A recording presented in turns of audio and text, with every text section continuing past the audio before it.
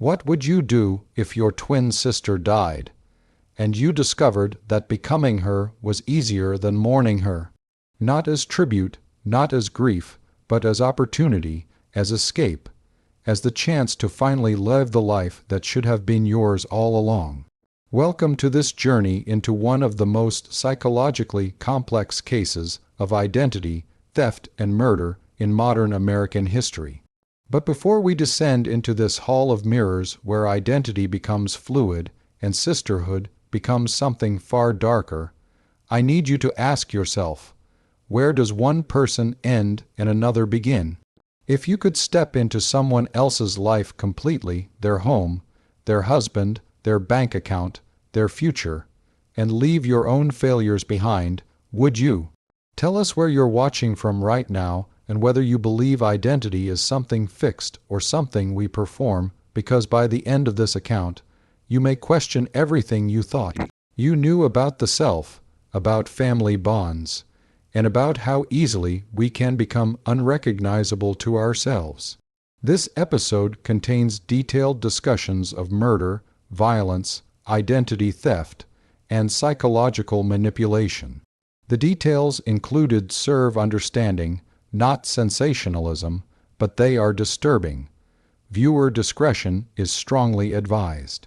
In the evidence files of the King County Sheriff's Department in Seattle, Washington, there exists a photograph that creates a unique form of vertigo. Two women, identical in every measurable way, same face, same height, same genetic code.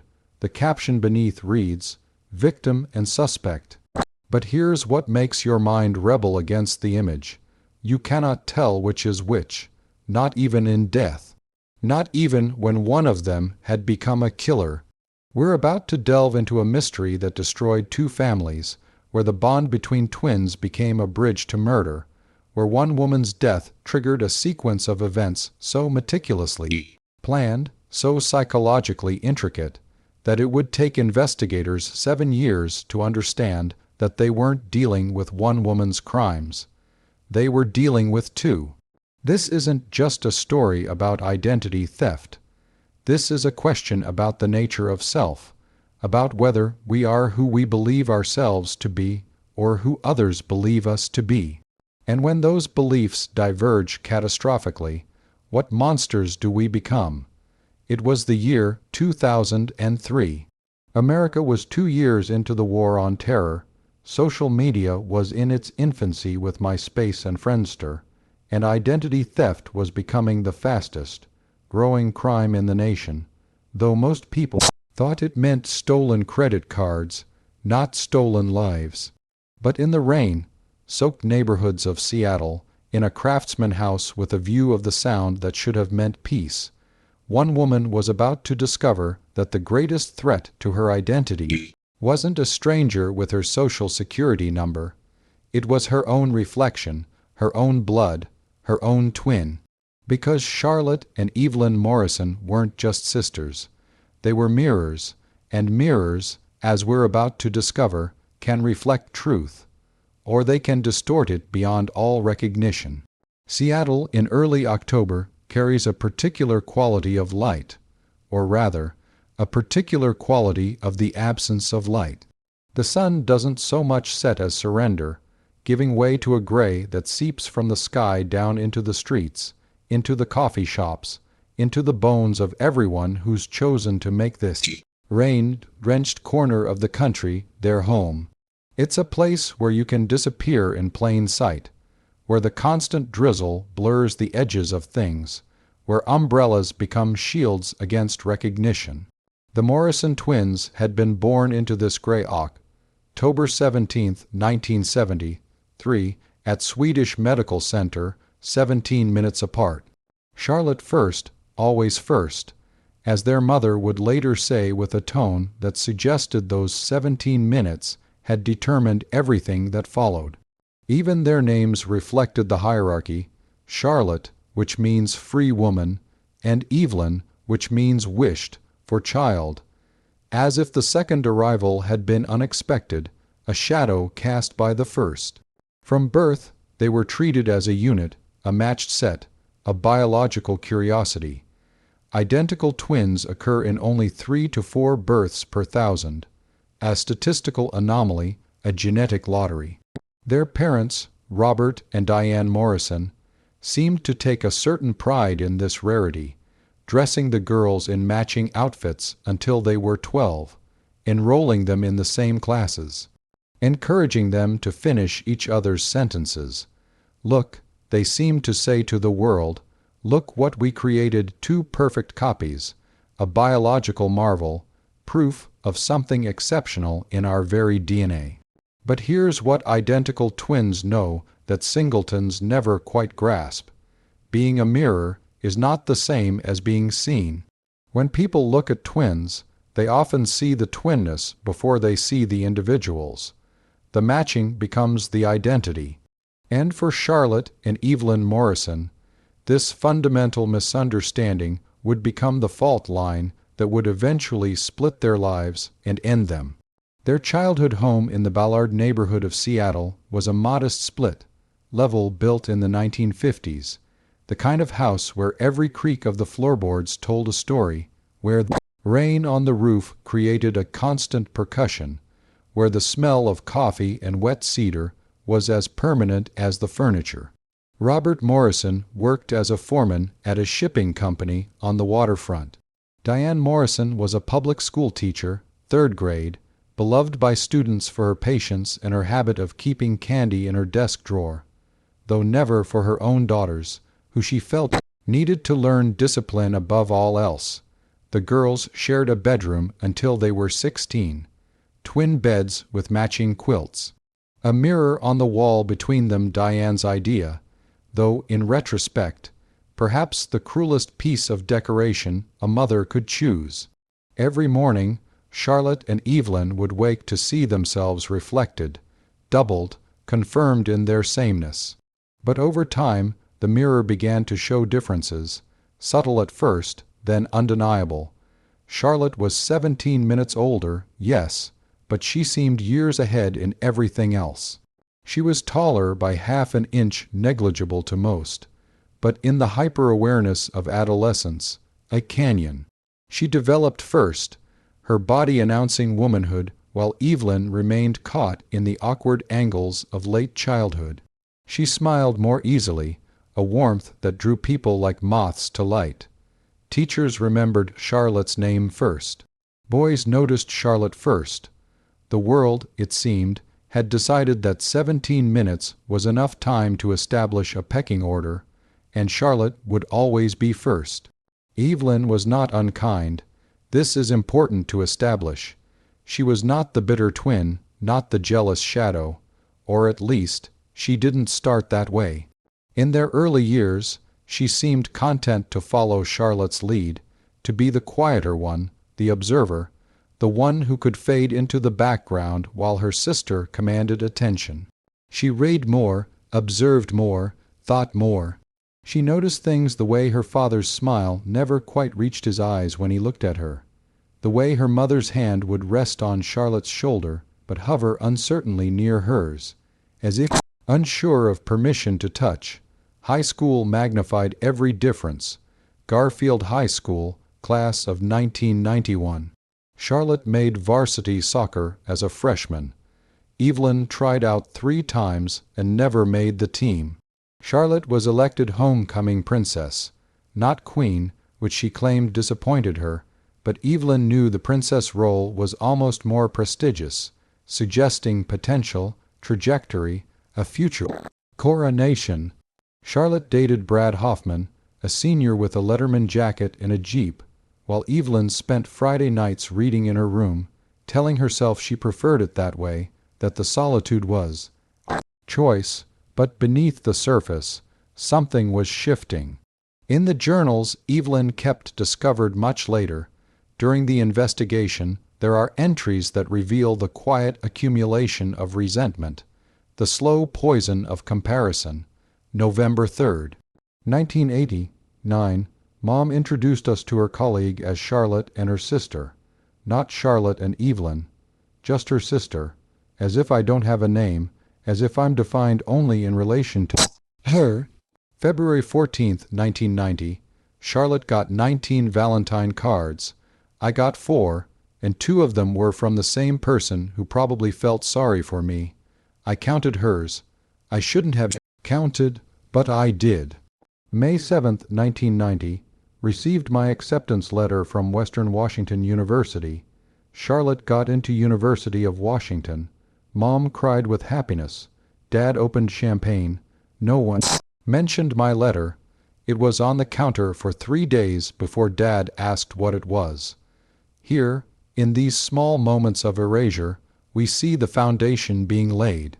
Not for immediate violence, nothing so dramatic, but for something perhaps more insidious, the slow construction of a belief that one life matters more than another. That one twin is the original and the other is the copy, and copies, in our society, are always worth less than originals. They attended different universities, Charlotte to the University of Washington in Seattle, Evelyn north to Bellingham, and for 4 years they lived separate lives. This should have been liberating for Evelyn. She should have found herself, become her own person, established an identity independent of her sister's shadow. And in some ways she did. She excelled academically, graduating summa cum laude with a degree in psychology, a subject that would later seem grimly prophetic. She had relationships, though none serious. She made friends, though none close. She discovered she had a talent for understanding people, for seeing beneath surfaces, for recognizing patterns of behavior that others missed. But when she returned to Seattle after graduation in 1995, when she moved back into her childhood home while looking for work, she discovered that nothing had changed. Charlotte was still the sun around which the family orbited. Charlotte had graduated and immediately landed a job at a prestigious marketing firm. Charlotte had met someone, David Chen, a software engineer riding the first waves of Seattle's tech boom, handsome in that casual Pacific Northwest way, with wire, rimmed glasses and a collection of flannel shirts that somehow looked intentional rather than accidental. And here is where the story takes its first dark turn, where the trajectory becomes inevitable even if no one could see it yet. Evelyn met David before Charlotte officially introduced him to the family. A chance encounter at a coffee shop in Capitol Hill, Victrola Coffee, the one with the mismatched furniture and the local art on the walls. Evelyn was reading, as she always was, a book about personality disorders and the construction of identity. David was waiting for his latte, and his eyes drifted to her book cover, and he said, "Heavy reading for a Saturday morning." They talked for 2 hours. About psychology, about Seattle's changing tech landscape, about the rain and whether it was oppressive or comforting. He was funny, self-deprecating, genuinely interested in what she had to say. He asked questions and listened to the answers. And when he asked for her number, Evelyn gave it to him without hesitation, without mentioning that she had a twin, without complicating the simple pleasure of being seen as herself, singular, not half of a pair. He called 2 days later. They went to dinner, then coffee again, then a walk through Discovery Park in the rain, sharing an umbrella, their shoulders touching. For 3 weeks, Evelyn experienced something she had never felt before, the certainty that someone chose her first. Not her and Charlotte, not Charlotte and her sister, just her. Evelyn wished for child. And then came the evening when David said he wanted her to meet his friends at a dinner party. He picked her up at her apartment, she'd finally moved out of her parents' house, and drove to a restaurant in Fremont. They walked in together, his hand on the small of her back, and there, seated at a long table already filled with people, was Charlotte.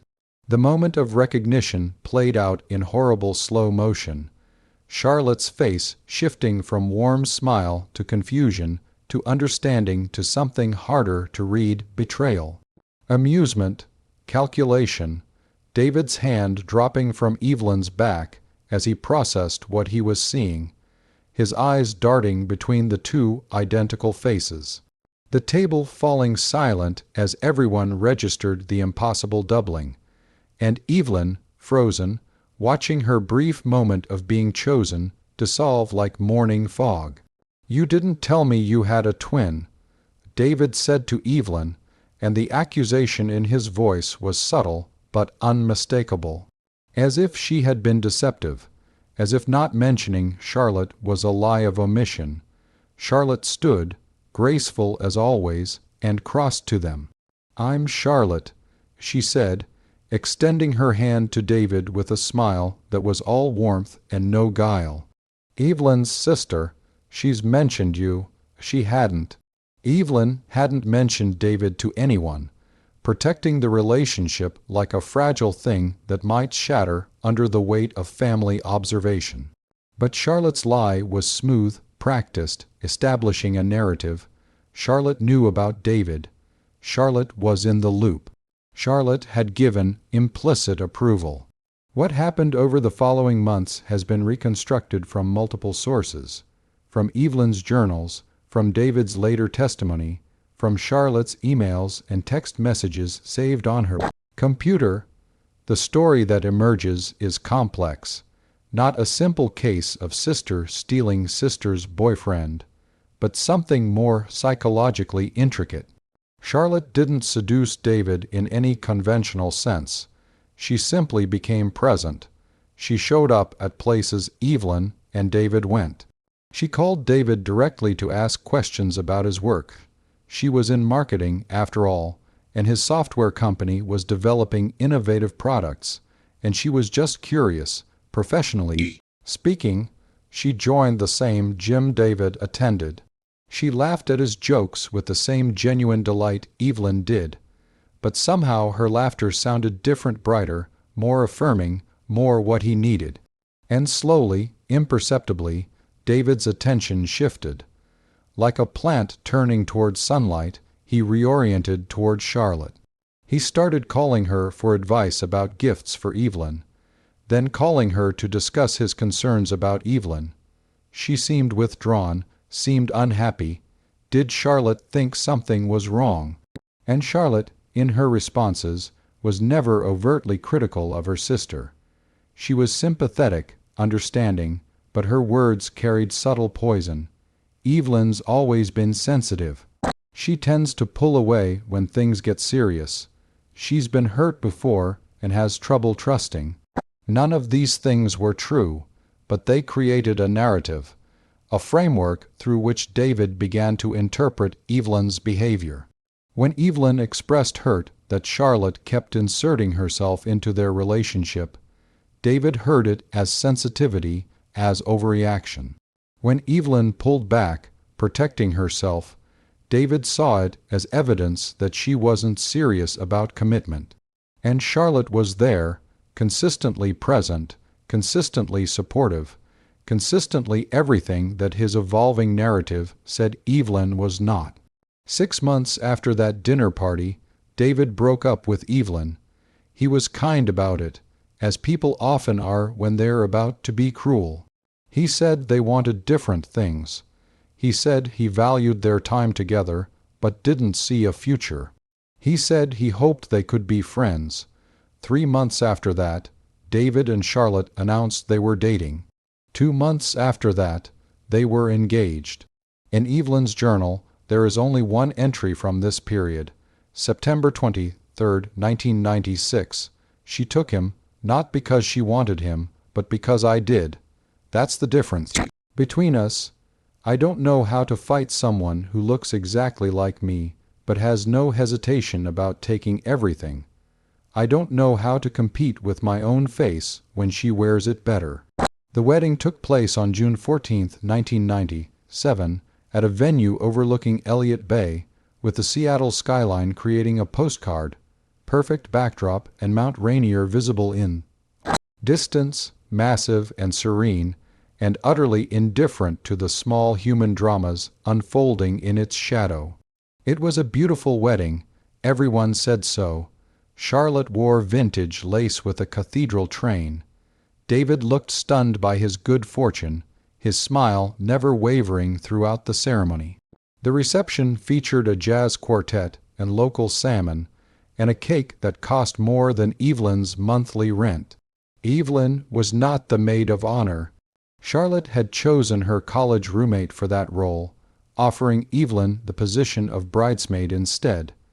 "Because I don't want people to be confused about which one of us is getting married," Charlotte had said with a laugh that suggested the comment was meant as humor, but landed as something else entirely.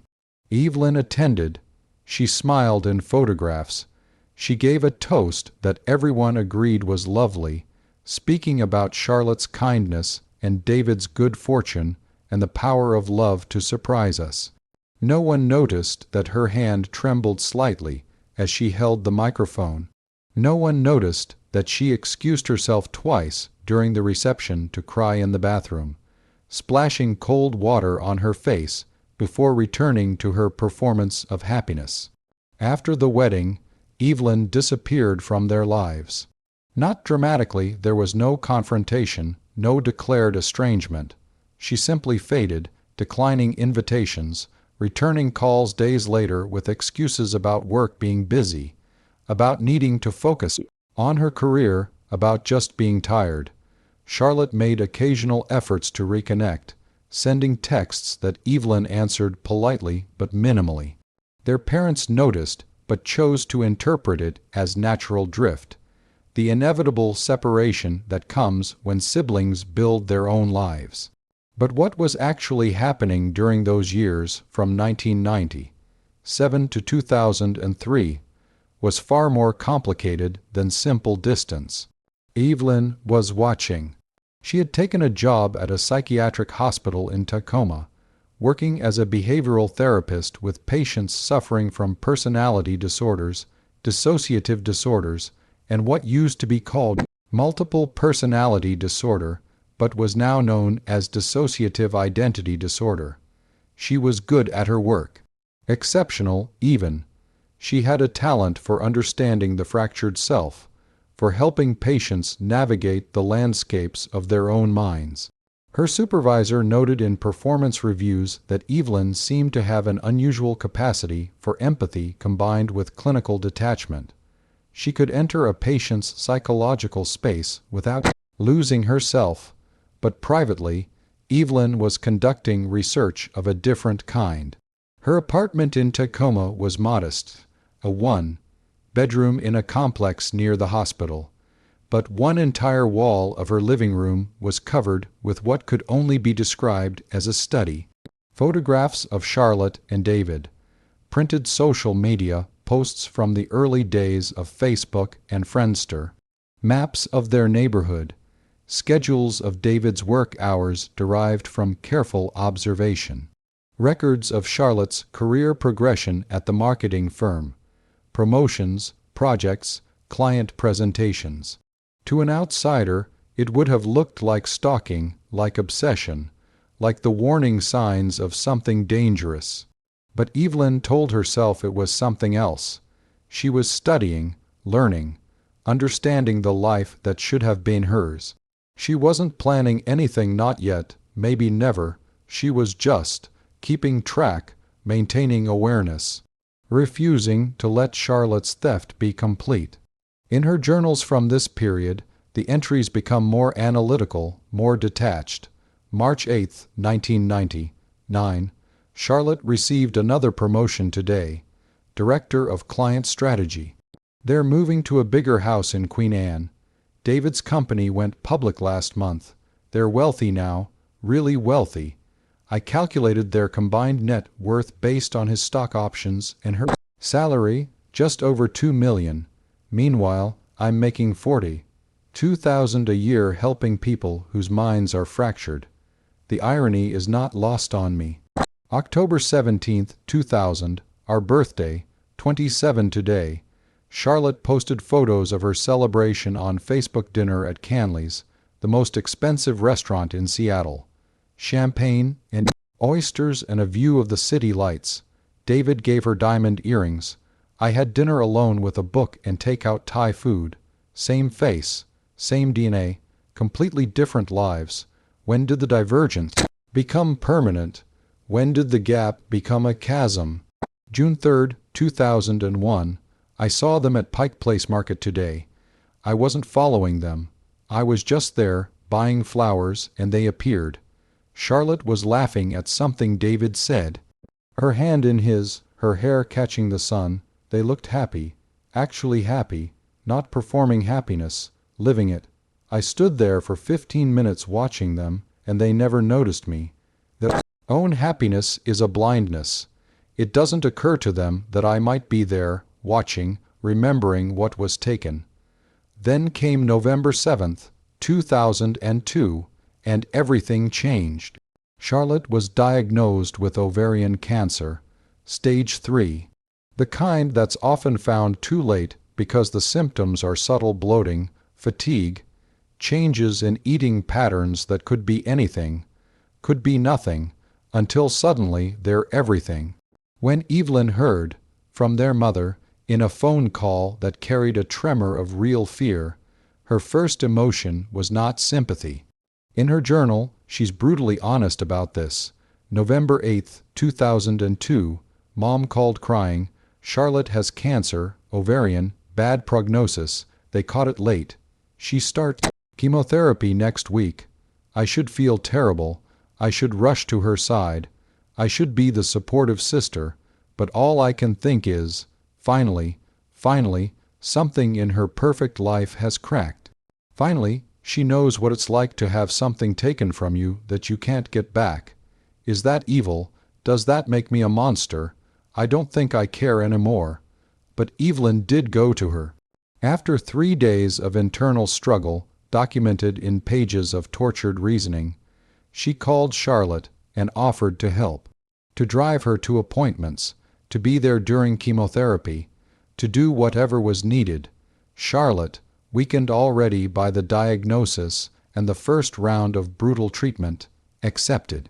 And for 8 months, Evelyn was present in her sister's life in a way she hadn't been in years. She sat in waiting rooms. She held Charlotte's hand during the worst of the nausea. She brought food that Charlotte couldn't eat and magazines that Charlotte couldn't focus on reading. She cleaned Charlotte's house when Charlotte was too exhausted to do it herself. She even fielded calls from well-meaning friends who wanted updates, but whose concern felt like intrusion to Charlotte's raw emotional state. And during all of this, Evelyn was learning the patterns of Charlotte's life in granular detail. Learning her passwords, "I need to check your email for the insurance company," and her PIN numbers, "Let me pay this bill for you." Learning how she signed her name, the specific loops and crosses. Learning her voice patterns and speech rhythms, learning how to be Charlotte. To understand what happened next, we need to understand the psychological state both women were in by July of 2003. Charlotte was in remission, miraculous, the doctors said, given the initial prognosis. But remission is not recovery. She was physically depleted, mentally exhausted, changed in ways that went deeper than the scar across her abdomen or the hair slowly growing back in unfamiliar patterns. She had faced her mortality and survived, but the experience had left her uncertain, fragile, questioning everything about her life in the way that near-death experiences tend to inspire. And Evelyn had spent 8 months in intimate proximity to everything she'd lost. She'd slept in Charlotte's guest room, worn Charlotte's spare clothes when she stayed overnight, eaten meals at Charlotte's table with Charlotte's husband. She'd existed inside her sister's life as a guest, always temporary, always auxiliary, always about to be sent back to her own inferior existence once Charlotte was well enough to reclaim her position. The tension between gratitude and resentment, between sisterly love and sisterly envy, between the helper and the helped, created a psychological pressure that was unsustainable. Something had to break, And on July 21st, 2003, something did. The argument started over something trivial, as the worst arguments often do, because the trivial is just a doorway to the profound. Charlotte and David were planning a trip to celebrate her remission. 2 weeks in Italy, Rome, Florence, the Amalfi Coast. A second honeymoon, a reclamation of life, a celebration of surviving. They'd been talking about it for weeks, and Evelyn had listened to these plans with what she thought was appropriate sisterly enthusiasm, nodding and smiling and offering suggestions for restaurants and museums. But on this particular evening, when Evelyn stopped by to drop off some medical files Charlotte needed, the conversation took a different turn. David was at work. It was just the two sisters in the living room of the Queen Anne house, with its view of the Sound, drinking wine, a white Burgundy that cost more than Evelyn's monthly grocery budget. "I want you to know how grateful we are," Charlotte said, her voice soft, genuine, "for everything you did during the treatment. I couldn't have gotten through it without you. Of course." Evelyn said, "That's what sisters do. I know it was a sacrifice, taking so much time away from your work, from your life. I want to give you something as thanks." Charlotte pulled out an envelope. "We're giving you money for a vacation, $5,000. Go somewhere you've always wanted to go. Take time for yourself. You deserve it." And there it was. The money offered as gratitude, as payment, as a way of closing the account. The assumption that $5,000 could compensate for 8 months of service, could erase the years of second place, could balance the cosmic scales between them. Something in Evelyn snapped. "I don't want your money," she said, and her voice carried an edge that made Charlotte look up sharply. "I'm not trying to insult you. I just want to. You want to pay me off. You want to clear your conscience. You want to go back to your perfect life with your perfect husband in your perfect house and feel good about being generous to your sad little sister who has nothing. Evelyn, that's not. Do you even see me?" The words came out louder than Evelyn intended. Months, years of suppressed fury, suddenly finding voice. "Do you see me as a person, as your equal, or am I just the audience for your life? The lesser version who gets to watch you live everything I should have had?" Charlotte's face hardened. In her journals, she was patient, kind, understanding.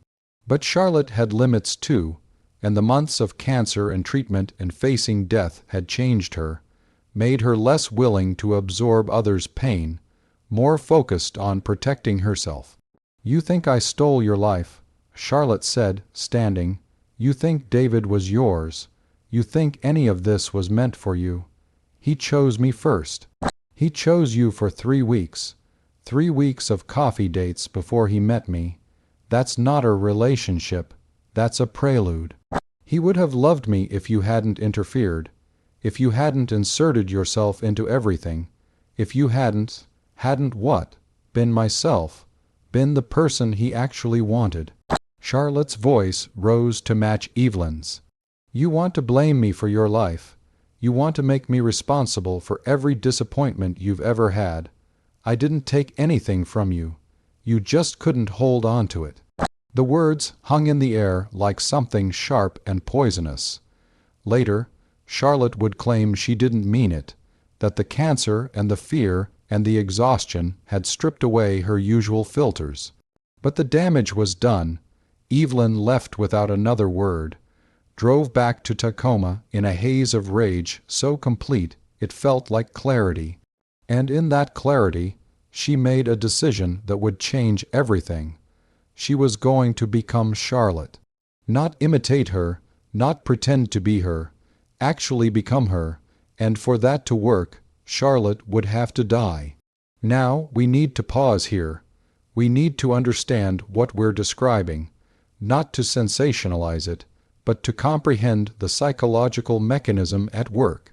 Evelyn Morrison was not insane in any legal sense. She understood right from wrong.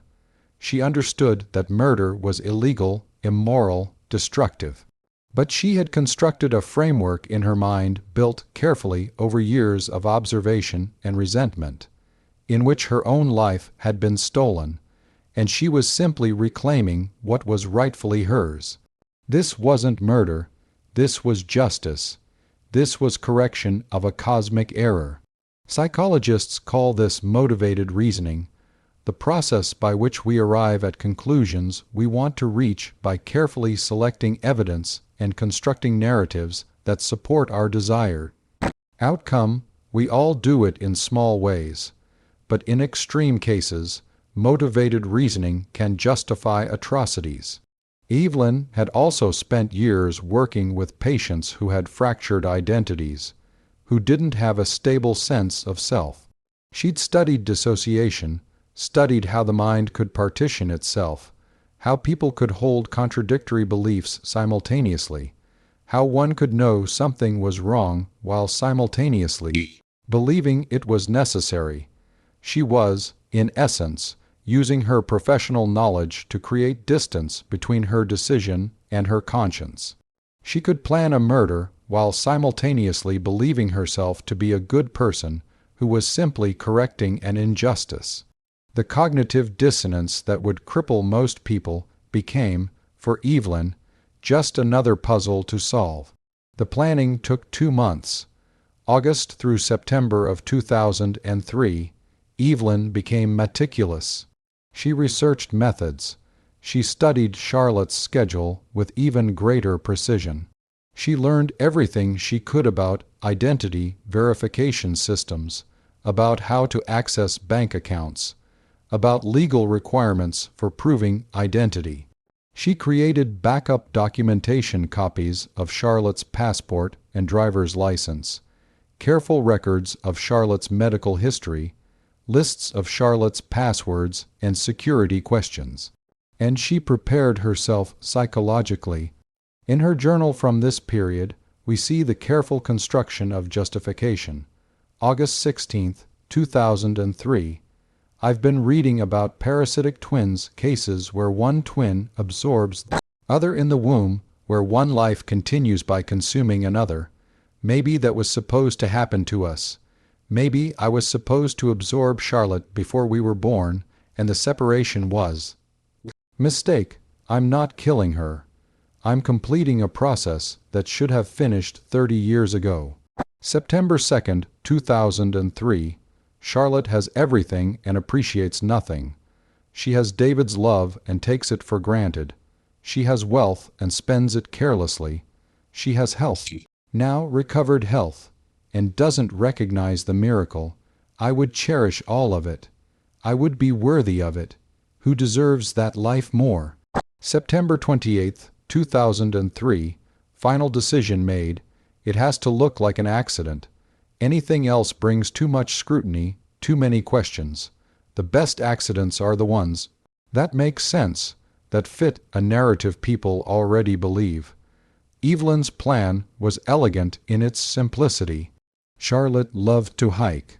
Even after the cancer, especially after the cancer, she'd return to the trails as a form of reclamation, a way of proving to herself that her body still worked, still had strength. She hiked alone. David didn't share her enthusiasm for the physical challenge, usually on Saturday mornings, while David played basketball with his friends. Evelyn had been hiking with Charlotte twice recently. Reconnecting after the argument, they'd told their mother, who was relieved the sisters were spending time together again. Evelyn suggested they make it a regular thing. Saturday morning hikes, just the two of them, sister time.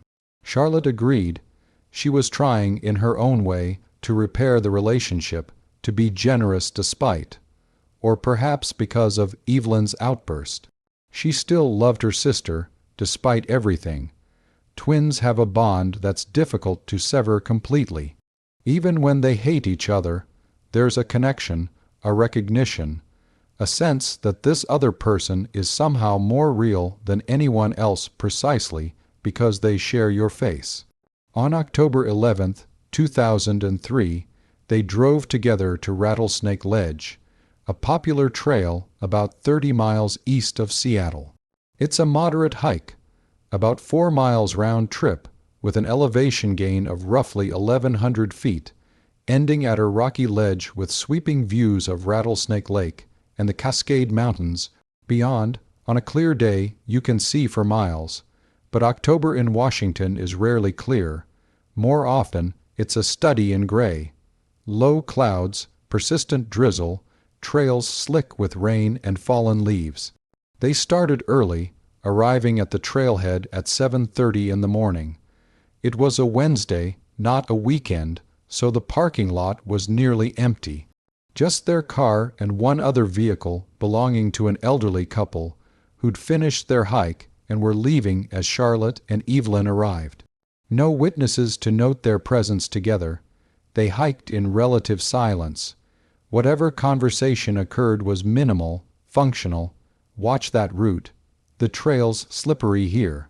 Beautiful view up ahead. Charlotte led, as she always had. Evelyn followed, as she always had. The pattern of their lives repeated even now, at the end. At the ledge, with the view opening up before them, the lake below, the mountains beyond, the valley carpeted in evergreens, they stopped. Charlotte stood near the edge, looking out, her face tilted up to catch what little light filtered through the clouds. "It's worth it," she said, "the climb, the effort, it's always worth it for this."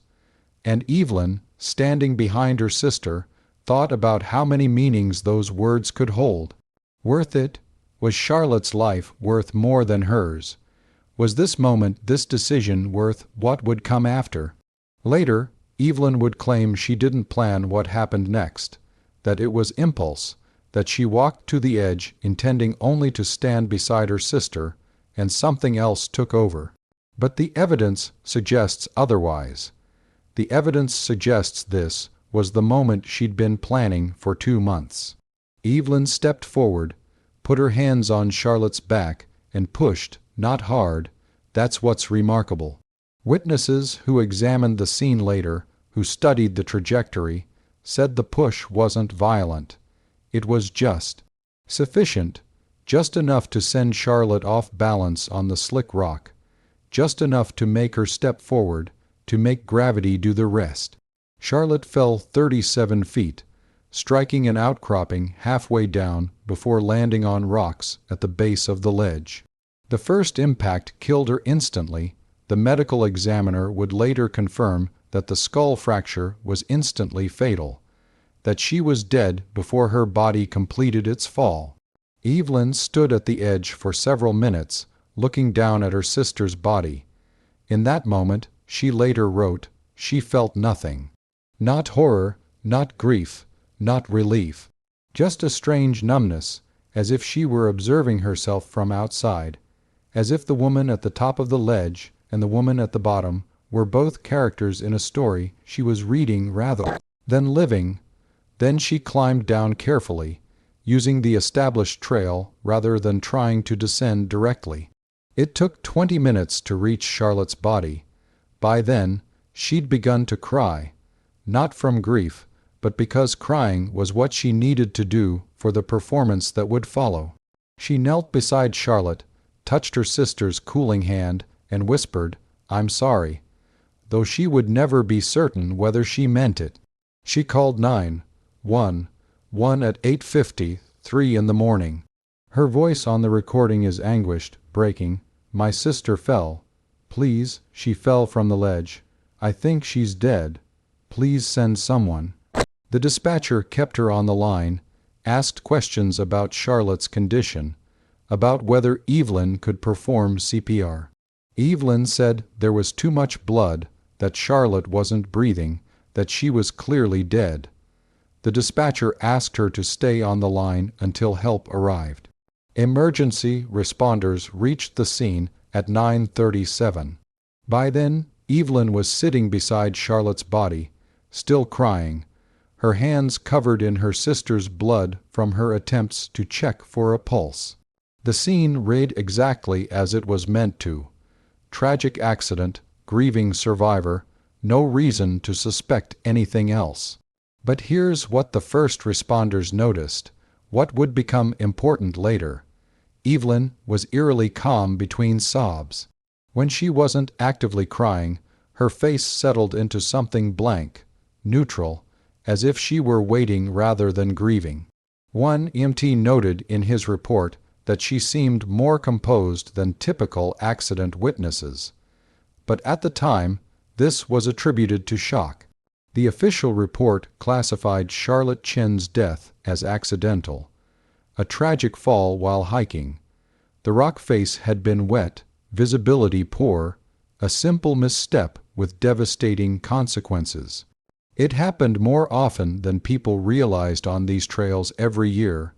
Hikers died in the mountains surrounding Seattle from falls, exposure, getting lost. Charlotte's death was sad, but not suspicious. David was notified at his office. He arrived at the hospital, where Charlotte's body had been transported despite obvious death, protocol requiring transport and official pronouncement. At 11:15. Evelyn was there waiting, still covered in dirt and blood and rain. When David saw her, he collapsed into her arms, sobbing, and Evelyn held him and thought, soon you'll be mine again. The funeral was held 5 days later, October 16th, 2003, one day before what would have been the twins' 30th birthday. The service was at the same venue where Charlotte and David had married, though now the view of Elliott Bay seemed harsh rather than romantic, the water gray and choppy, the sky pressing down like age. Wait! Evelyn gave a eulogy that people still remember for its eloquence and its pain. She spoke about being a twin, about sharing a face with someone, about the unique grief of losing your mirror. When your twin dies, she said, her voice breaking authentically this time, you lose not just a sister, but a witness to your entire life. You lose the only person who knew you before memory, who saw you at every stage, who could confirm that you existed. Part of me died on that mountain with Charlotte, and part of her lives on in me. Everyone agreed it was beautiful. No one caught the layered meaning in those final words. After the funeral, Evelyn became indispensable to David. She helped him sort through Charlotte's belongings, a task he couldn't face alone. She organized the paperwork, the death certificates, the insurance claims, the legal documents required to transfer accounts from Charlotte's name. She was there for meals, for company, for the terrible silence of grief. And slowly, carefully, she began to blur the boundaries. It started with small things. She began wearing Charlotte's clothes. I hope you don't mind, it helps me feel close to her. She used Charlotte's perfume, styled her hair the way Charlotte had. She answered Charlotte's phone. David hadn't disconnected it yet. When friends called, sometimes forgetting to identify herself as Evelyn for several seconds, letting the caller assume she was Charlotte before correcting them. David, deep in his own grief, didn't notice the strangeness of it. Or perhaps he did notice, on some level, but found it comforting rather than disturbing. Having Evelyn there, looking so much like Charlotte, helped fill the terrible absence. It was like having a ghost that could hold you, that could pour coffee, that could smile sadly and say, she would have wanted you to be happy. 3 weeks after Charlotte's death, Evelyn stayed overnight at the house for the first time. David had been having panic attacks, waking in the night unable to breathe, terrified by the emptiness beside him in bed. Evelyn slept in the guest room, but when he called out at 2 in the morning, she went to him, sat on the edge of his bed, held his hand until his breathing steadied. You look so much like her, he whispered. It's like she's here, like she's still here. Part of her is, Evelyn said. Part of her is always here. A week later, she moved in temporarily, just until you're more stable, she told him. Just until he could manage on his own. It was the practical thing to do, the kind thing, what Charlotte would have wanted. She took Charlotte's side of the closet, began referring to the house as home, started answering when David called Charlotte. By accident, which he did frequently, the name slipping out before conscious thought could intercede. 2 months after the funeral, on a December evening when rain hammered the windows and Seattle was dark by 4 in the afternoon, David and Evelyn slept together for the first time. In her journal, which she still kept even then, the clinical habit of documentation too ingrained to break, Evelyn wrote, December 19, 2003, it happened. I am sleeping in Charlotte's bed with Charlotte's husband in Charlotte's house.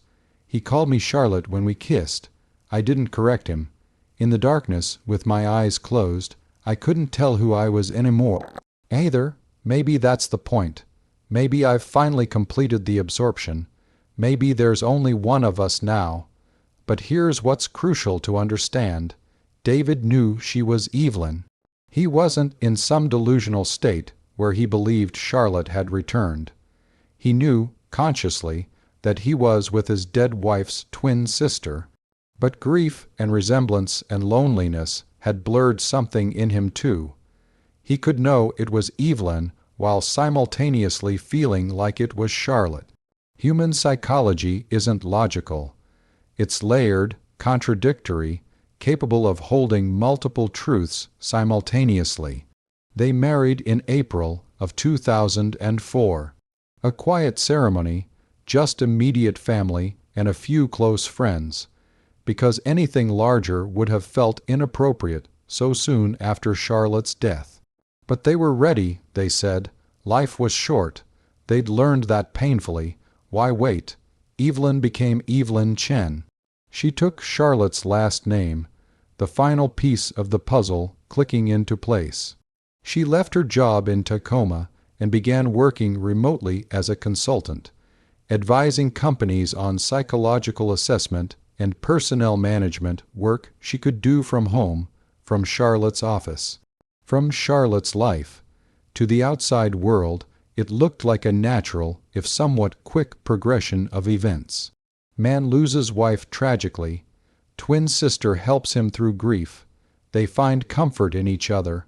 They fall in love. Unusual, perhaps, but not unheard of.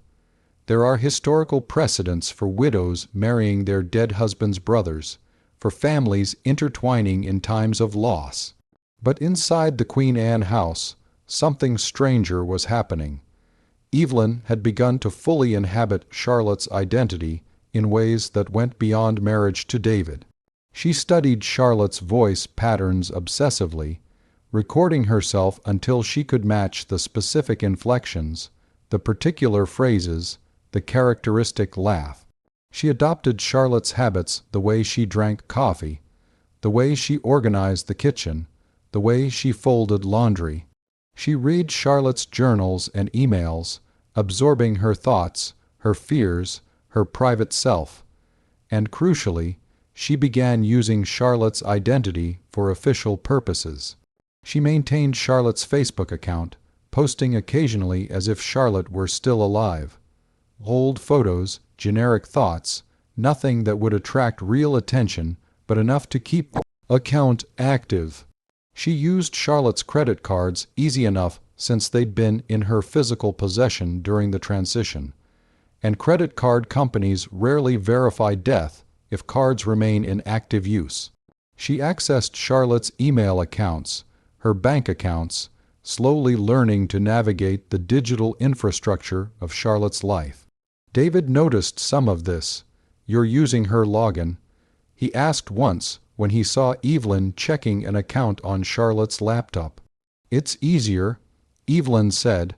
Everything's already set up, and it helps me feel connected to her. David accepted this. Maybe he even found it comforting in its own way, this refusal to completely erase Charlotte.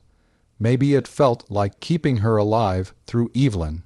But what David didn't know, what no one knew, was that Evelyn was doing more than maintaining Charlotte's accounts. She was planning to actually become Charlotte. In May of 2005, 18 months after Charlotte's death, Evelyn Morrison Chen, flew to Portland, Oregon. She told David she was visiting an old friend from graduate school, would be back in 3 days. David, trusting completely now, didn't question it. In Portland, Evelyn did something that would later seem impossible. She became Charlotte officially, using forged documents, death certificates that had been lost. Affidavits claiming Charlotte had been in Portland for medical treatment, carefully constructed lies. She obtained a replacement driver's license in Charlotte's name with her own photo. Then a replacement passport. The process wasn't as difficult as you might think.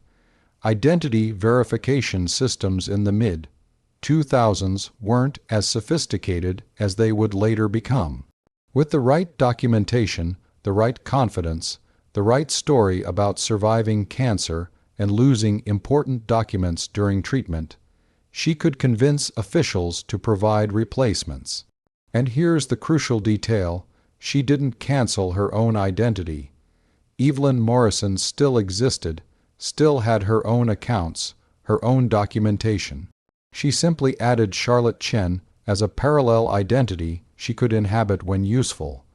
For 2 years, this dual existence continued without incident. She was Evelyn Chen to David and their friends and family, but increasingly, for official purposes, for bank accounts, for travel, for business, she was Charlotte. She transferred money from joint accounts she shared with David into Charlotte's old accounts that she now controlled. Small amounts at first, then larger, building a nest egg, a backup plan, a resource she could access as Charlotte when needed. And during this time, she killed 2 more people. This is where the story shifts from tragic to truly horrifying. Because what Evelyn had done to Charlotte, the murder, the identity theft, the assumption of her life, wasn't a one-time act of passionate desperation. It was the beginning of a pattern.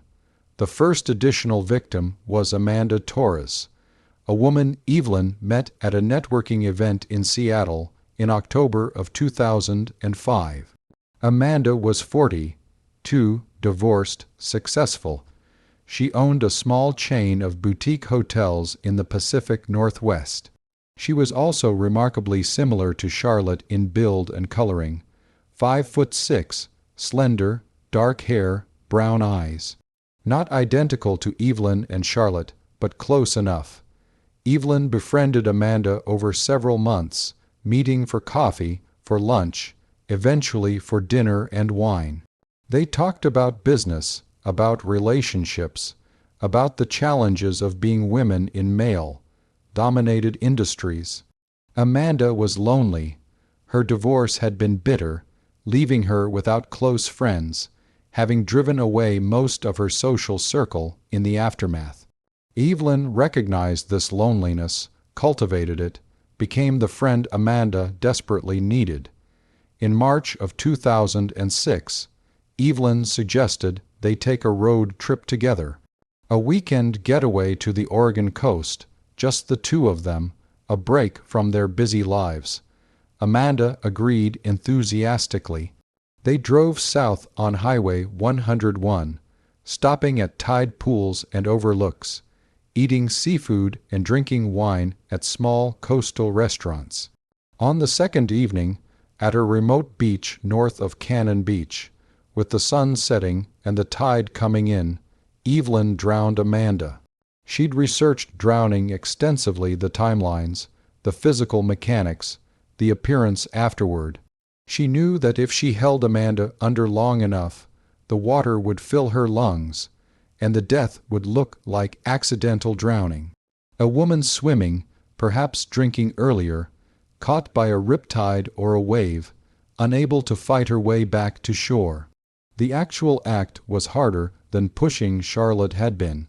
Drowning someone requires sustained effort, requires holding them under while they fight, while they struggle, while their body desperately tries to survive. Evelyn's arms ached for days afterward. But she'd prepared herself mentally, told herself that this was necessary, that Amanda's identity would be useful, that someone had to die for Evelyn to have what she deserved. Amanda's body washed up 2 days later. The investigation concluded accidental drowning. Amanda had been staying at a hotel alone. Evelyn had checked out the morning before Amanda's death, telling the hotel staff she had a family emergency and needed to return to Seattle immediately. There were no witnesses, no evidence of foul play, no reason to suspect anything other than a tragic accident. And Evelyn, now practiced in the art of identity theft, began the process of becoming Amanda Torres. The second additional victim was Jennifer Kwan, a real estate agent Evelyn encountered in January of 2007. Jennifer was 38, single, a recent immigrant from Hong Kong who'd built a successful business in Seattle's competitive real estate market. She had no close family in the United States. Her parents and siblings were still in Asia, which made her situation particularly useful to Evelyn. Someone whose disappearance wouldn't immediately trigger local alarms, whose life could be stolen without immediate discovery. Evelyn used the same pattern: befriend, isolate, kill. This time, the method was carbon monoxide poisoning. She'd learned that Jennifer had an old car with exhaust problems. On a cold February night, after inviting Jennifer to dinner at a remote cabin Evelyn had rented east of the mountains, Evelyn drugged Jennifer's wine with sleeping pills, carried her unconscious body to the cabin's garage, started the car, and left her there. Abandoned entirely in, carbon monoxide poisoning looks like suicide, especially for a single woman living alone in a difficult career, far from family, dealing with the stress of immigration and cultural isolation. The investigation into Jennifer's death was brief.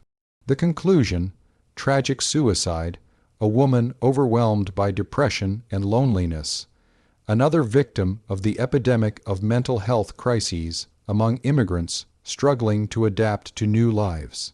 And again, Evelyn absorbed Jennifer's identity: bank accounts, credit cards, passport, driver's license. She now had 4 complete identities: her own Evelyn Morrison, her married name Evelyn Chen, and her stolen identities Charlotte Chen and Amanda Torres and Jennifer Kwan. But why? That's the question that would haunt investigators once the truth emerged. Why kill women beyond Charlotte? Why take their identities? The answer, pieced together from Evelyn's journals and from psychological analysis after her eventual arrest, is complex. On one level, it was practical. Multiple identities meant multiple financial resources, multiple ways to travel, multiple safety nets if one identity became compromised. Evelyn was building a fortress of false selves, ensuring she could always escape, always reinvent, always have another life waiting. But on a deeper level, it was psychological. Evelyn had discovered that she enjoyed being other people, that there was something thrilling about inhabiting someone else's identity, about erasing the boundaries between self and other. She'd spent her whole life feeling like a copy, like the lesser twin, like the shadow. But by becoming others completely, not just imitating them, but legally, officially becoming them, she felt powerful, real, substantial in a way she'd never felt as merely Evelyn. In her journal from April 2007, she writes, "I am 4 people now. When I wake in the morning, I can choose who to be. Evelyn Chen, the grieving twin who married her sister's widow. Charlotte Chen, the marketing executive who died but lives on in documentation.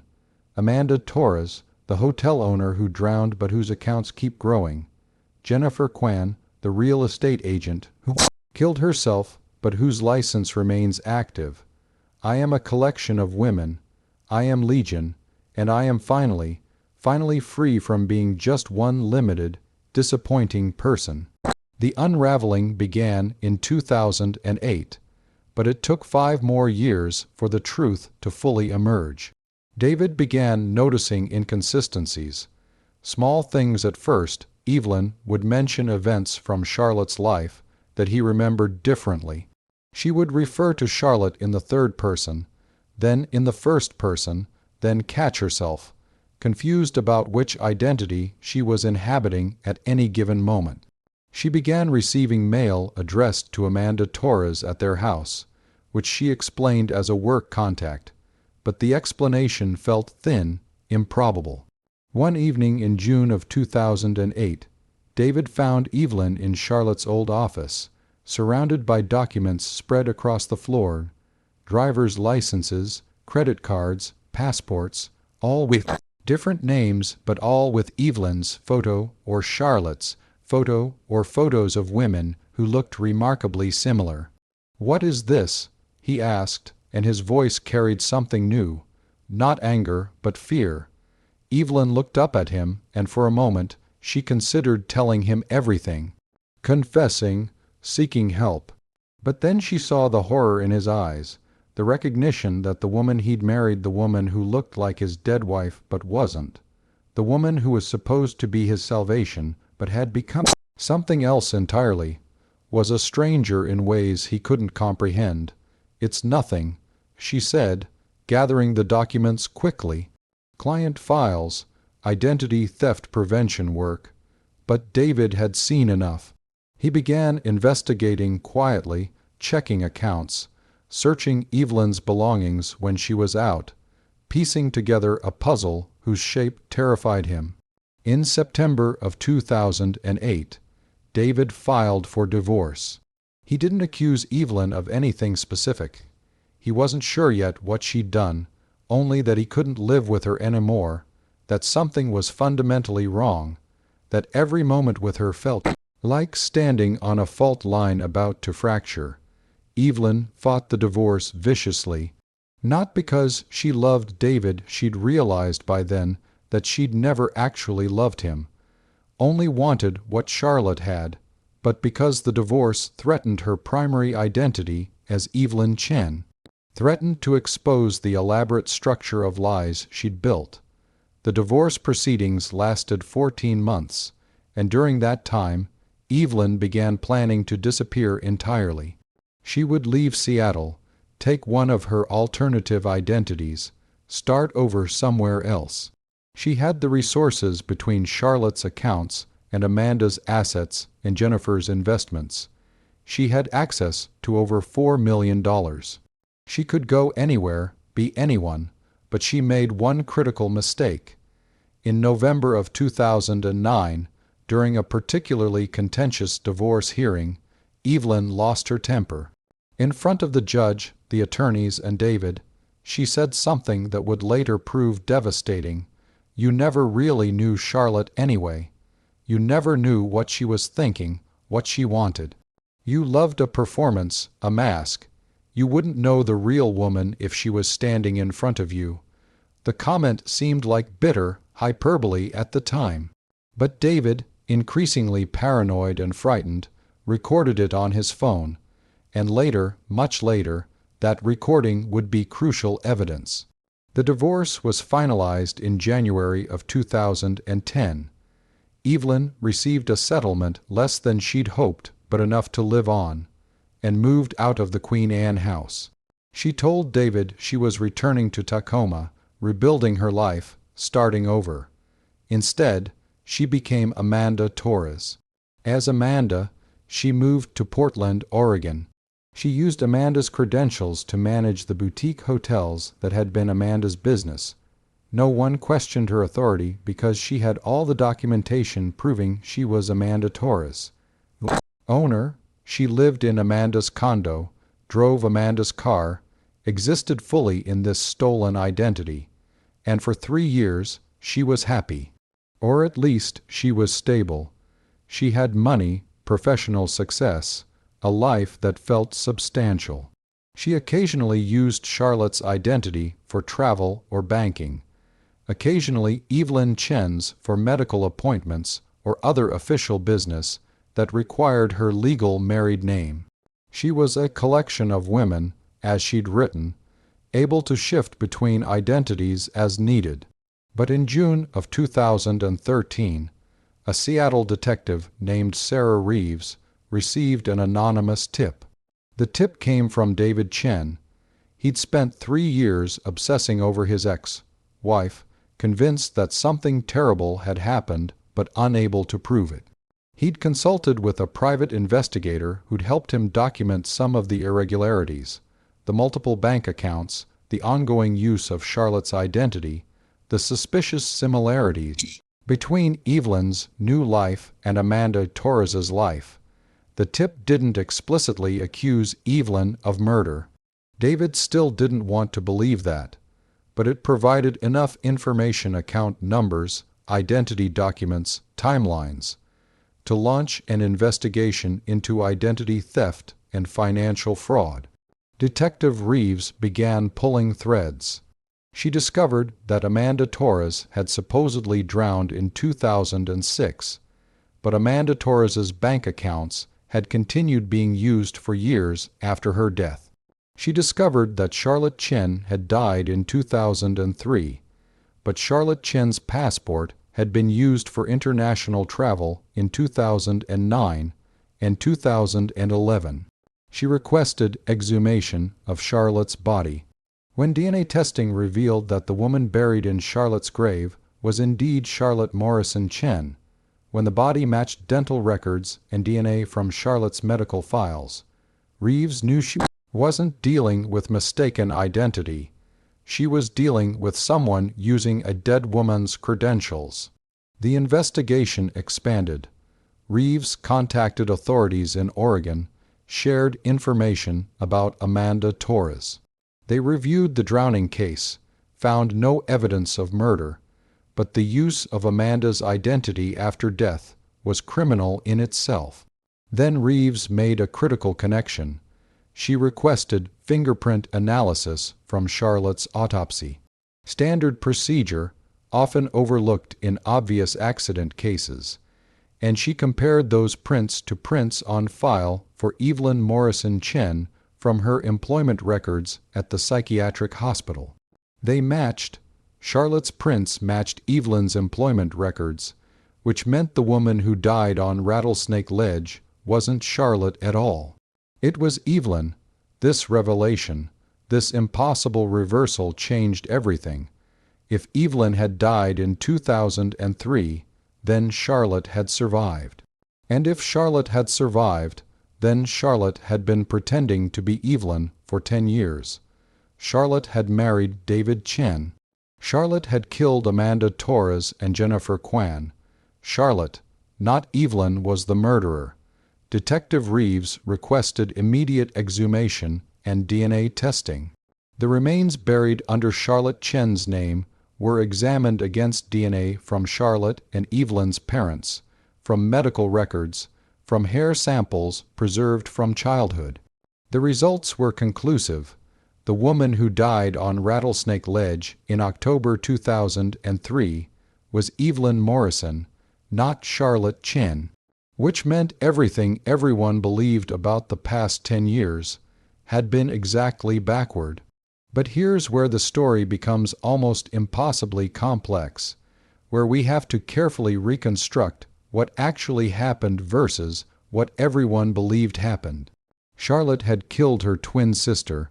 Charlotte had pushed Evelyn off the ledge at Rattlesnake Ridge.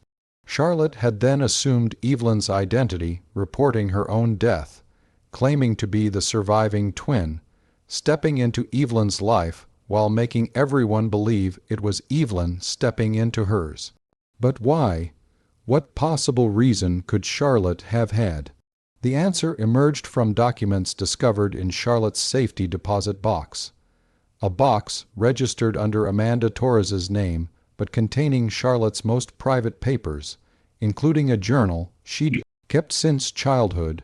Charlotte had been obsessed with Evelyn her entire life, not with competing with her, with possessing her.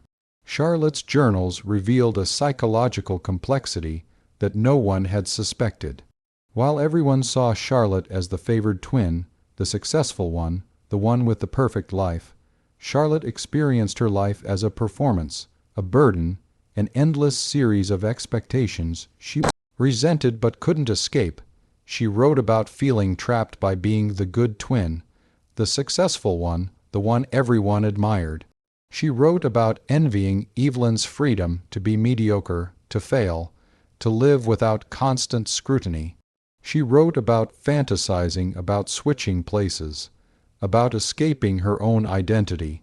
Most disturbingly, she wrote about a growing belief that she and Evelyn weren't actually separate people, that they were fragments of one consciousness split between two bodies, and that for either of them to be whole, they needed to merge again.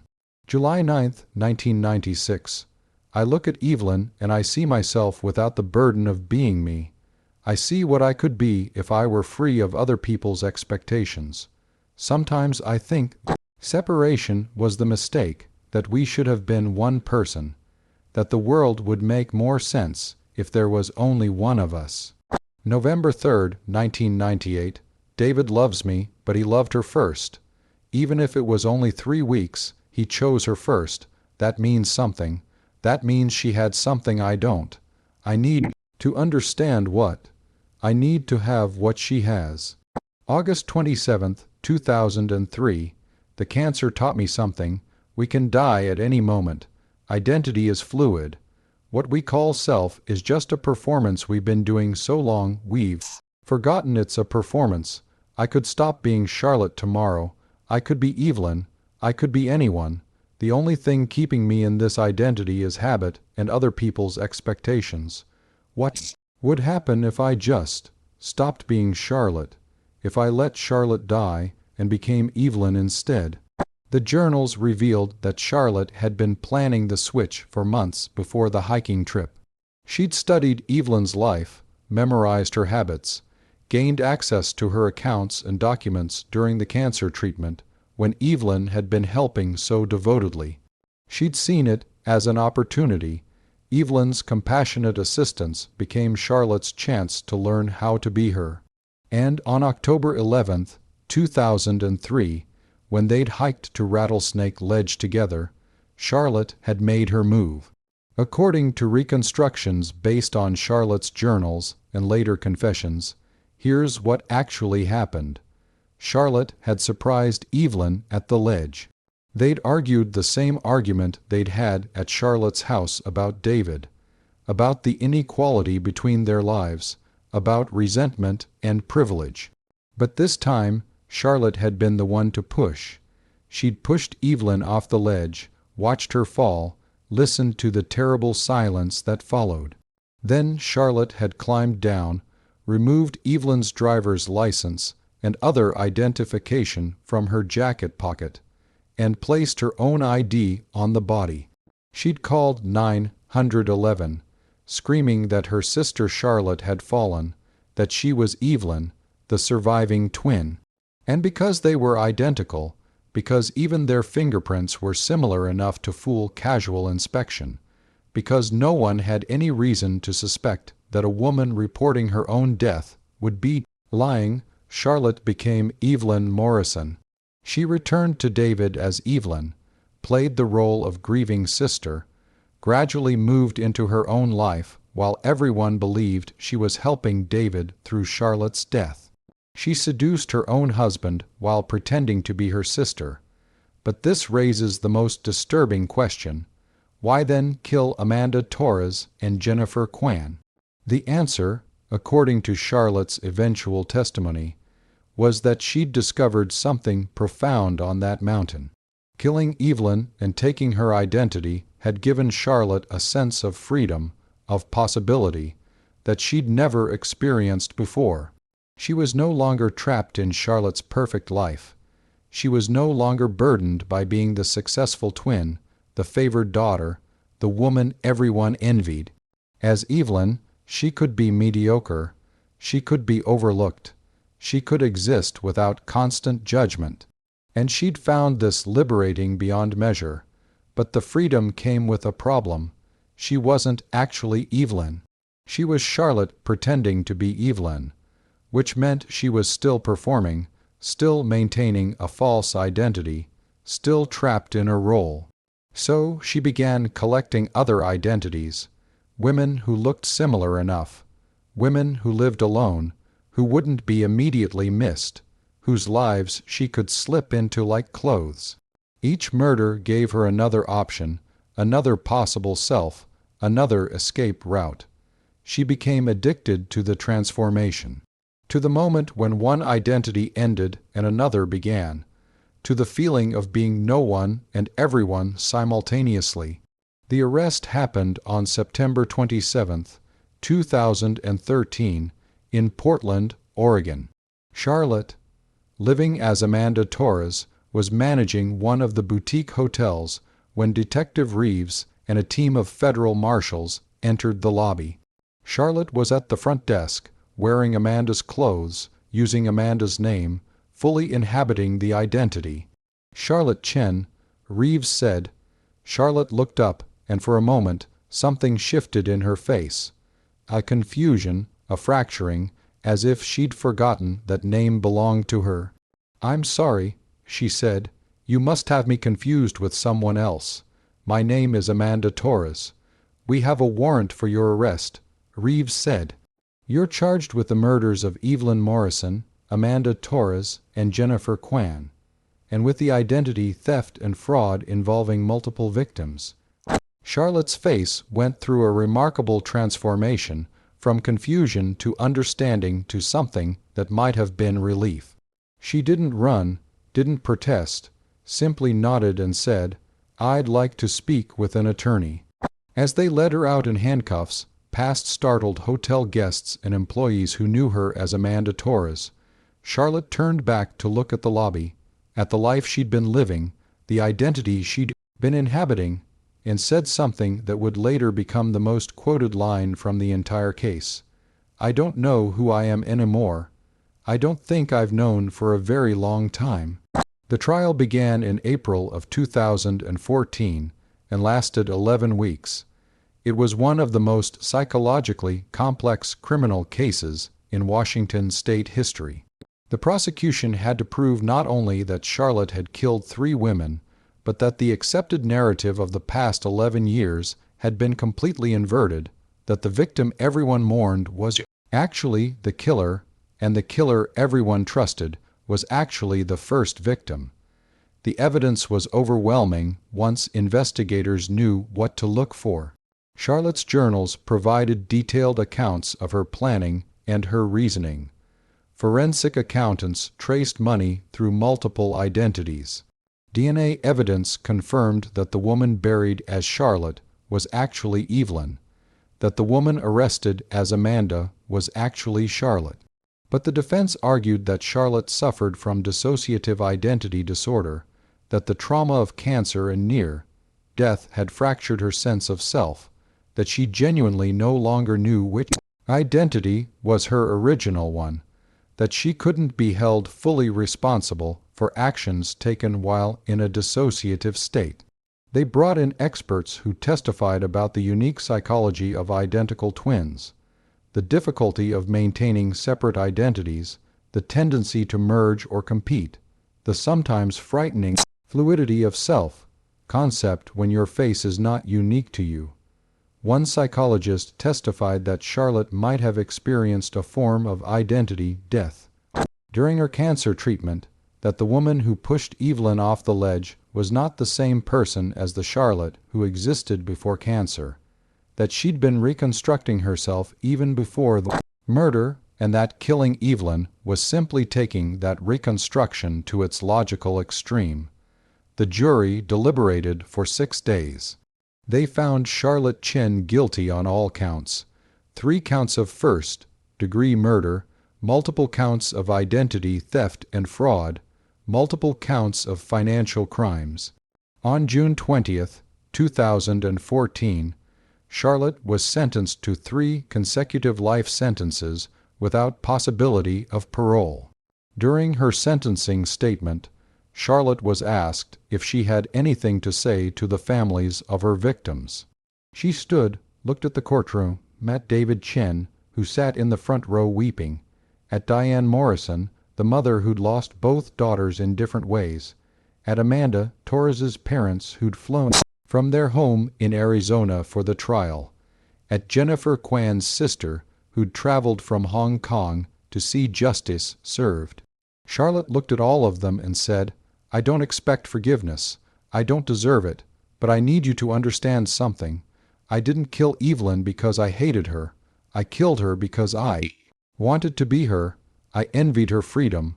Her life seemed so much easier than mine, so much less suffocating. And once I'd become her, once I'd escaped being Charlotte, I discovered it wasn't enough. Because I was still performing, still pretending, still trapped, so I became Amanda, then Jennifer, collecting identities like some people collect art or jewelry, trying to find one that fit, trying to discover who I actually was beneath all the roles I'd been playing my entire life. But I never found it, that essential self, that core identity. I'm still not sure it exists. Maybe we're all just collections of performances, of roles we play until we die. Maybe there is no authentic self, just choices about which mask to wear. I'm guilty of murder, I know that. 3 women are dead because of me, but I'm also a victim of expectations, of being a twin, of never being allowed to discover who I was separate from other people's projections. Does that excuse what I did? No. Nothing excuses it. But maybe it explains it. The statement was remarkable for its lack of genuine remorse. Charlotte seemed more interested in philosophical exploration than in acknowledging the magnitude of her crimes. Psychologists who analyzed her words noted that she spoke about her victims as if they were obstacles to her self-discovery rather than people with their own intrinsic value, their own lives that mattered beyond how they served her psychological journey. Charlotte is currently incarcerated at the Washington Corrections Center for Women in Gig Harbor. Now 51 years old, she's become something of a celebrity among those interested in criminal psychology. She's been interviewed extensively, has participated in multiple research studies on identity and dissociative disorders, and has written a memoir that remains unpublished because victims' families have successfully lobbied to prevent its release. David Chen has never remarried. He lives alone in a different city. He wouldn't tell reporters where, wanting privacy, wanting distance from the tourists who occasionally visit the Queen Anne neighborhood trying to see the murder house. He's given only one interview about the case, in 2016, where he said simply, "I loved 2 women. Both of them were the same person, and neither of them were real. I don't know how to grieve for something that never existed." Diane Morrison died in 2017, having lost both her daughters, one to murder, one to life imprisonment. Robert Morrison survived her by 2 years, passing away in 2019. Neither parent ever visited Charlotte in prison after her conviction. The families of Amanda Torres and Jennifer Kwan received substantial financial settlements from Charlotte's assets, money that came originally from Charlotte's own accounts, from David's divorce settlement, and from the liquidation of the various identities Charlotte had constructed. But no amount of money could compensate for the loss, for the violation of having their daughters' identities stolen and worn like costumes. Amanda Torres's mother, Maria, said in a victim impact statement, "My daughter died twice, once when she drowned on that beach, and again when this woman erased her, pretended to be her, wore her name like it meant nothing.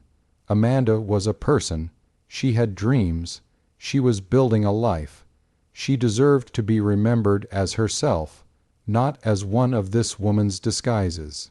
Jennifer Kwan's sister, May, traveled from Hong Kong for the trial and said through an interpreter, "In our culture, we believe that a person's name is sacred, that to steal someone's identity is to steal their soul. This woman didn't just kill my sister. She tried to take everything Jennifer was. Even in death, Jennifer couldn't rest because her name was being used by her murderer. That is a cruelty I cannot comprehend." The case generated enormous interest in the psychological community. spawning multiple studies and papers on identity, twins, and dissociative disorders. Dr. Catherine Wu, a forensic psychologist who interviewed Charlotte extensively after her conviction, published a book in 2016 titled The Mirror Breaks: Understanding Identity Theft as Psychological Murder. In it, Dr. Wu argues that what Charlotte did was a form of psychological murder that preceded and enabled the physical murders. By killing Evelyn and taking her identity, Charlotte was attempting to murder her own identity first, to erase Charlotte Chen and become someone else entirely.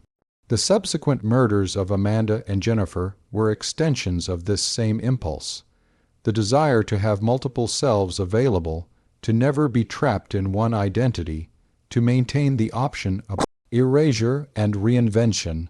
Dr.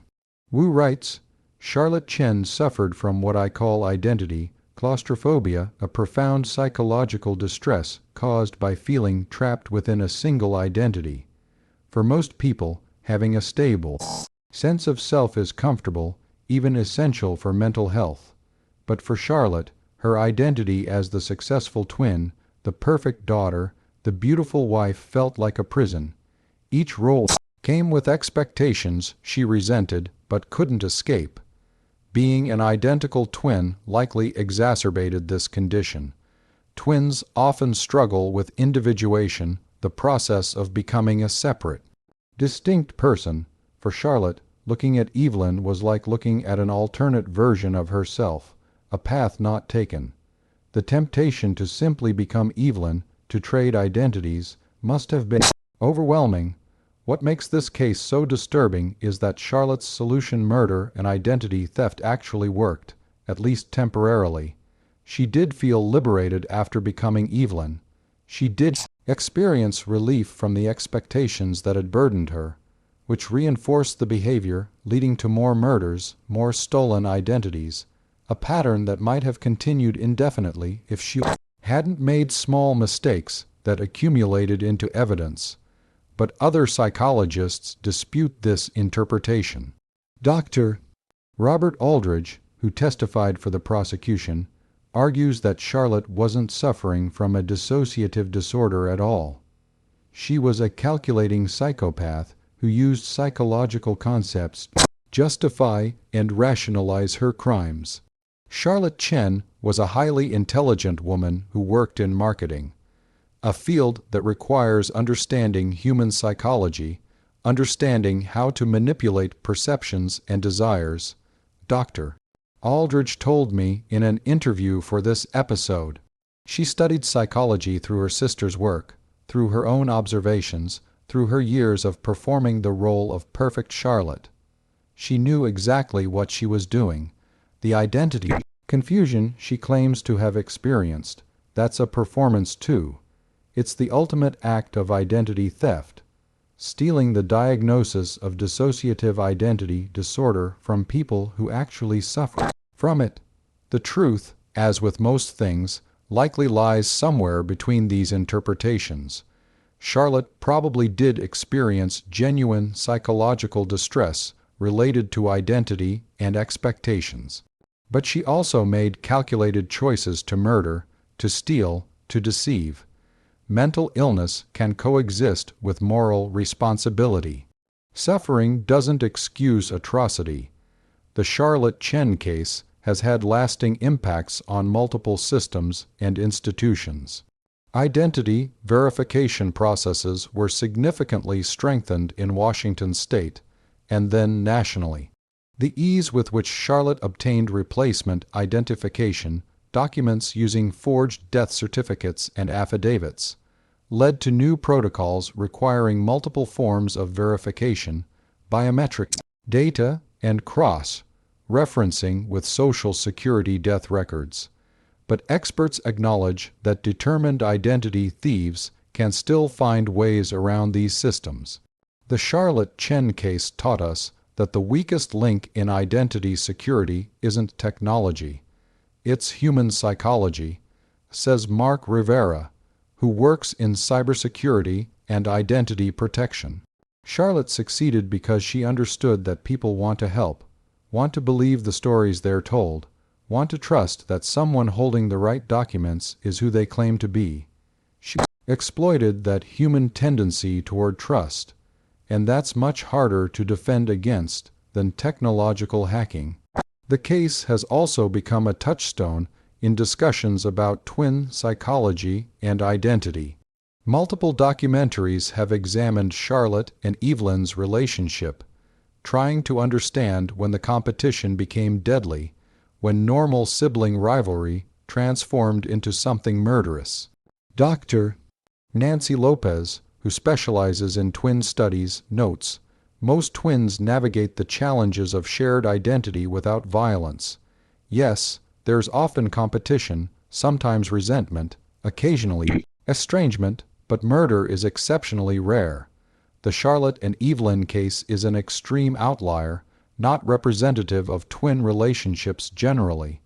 What made this case unique was the specific combination of factors: Charlotte's psychological predispositions, the family dynamics that privileged one twin over the other, the cancer diagnosis that created a crisis of mortality, and Charlotte's ability to rationalize increasingly extreme actions. Perhaps most disturbingly, the case has inspired copycat crimes, or at least copycat attempts. Since 2014, there have been at least 8 documented cases of individuals attempting to steal the identities of recently deceased people who resembled them physically.